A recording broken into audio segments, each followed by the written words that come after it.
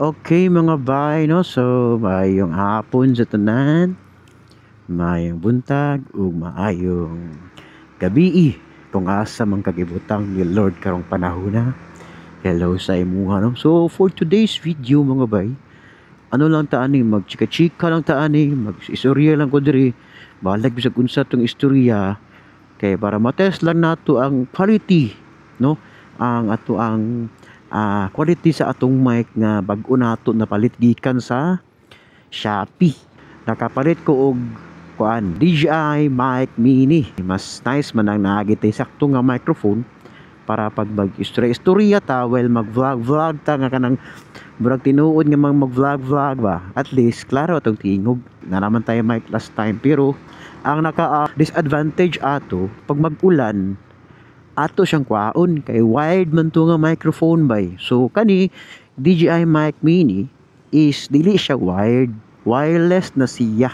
Kay si DJI Action 4 nga akong gamit nga camera karon is naman siya feature nga wireless microphone, connected siya via Bluetooth. So nakapalit ta ni DJI Mic Mini sa halagang 1,000 sa Shopee, no? Usually ang price gid ani ni DJI Mic Mini is naa sa mga 2,500 or 3,000. Pero napalit lang nato siya sa presyo nga mura. So ato na siyang gigrab nga chance. Actually sa pinakauna pa lang, abigid na ako og kanang piki ni siya bay, like kanang scam ba. Pero nag-take the risk ko bay, kay anak ko kung ma-scam gani ko ani, ma-thank you good ang ako ang 1,000. Maumako na ako ito nga kwarta bay, allowance to na ako 1 week, ako yung gigasto para lang gid ani, no? Pero na-amaze ko pag abot kay naka-box gid siya bay. Naka-box gid siya nga DJI Mic Mini. Wala gid ko na scam. Legit ni siya nga microphone bay, coming from DJI, no? So kana. So at least kung mag-ulan sa ni karon nag-ulan magid ni siya, wala na ko nagtang-tang sa wire nga akong gi-connect diri sa ako ang DJI. Kay wireless naman ang ato ang microphone, no? So kumusta na ka ang kuha ani karon?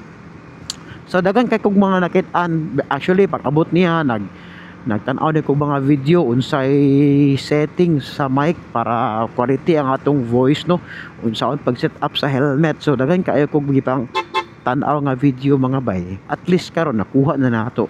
So ang pagbutang sa helmet is ako lang siyang gi-clip sa may strap sa camera mount sa helmet. Kaya naaman ni strap ang akong gamit, strap akong gamit, dili itong pikit-pikit. Kay diskumpiyado ko atong pilit-pilit pa basig mahulog ba, no? Ana bugat ba ning DJI kay nabi ni siya case nga murag metal. So strap gid akong gamit para dili gid siya mahulog.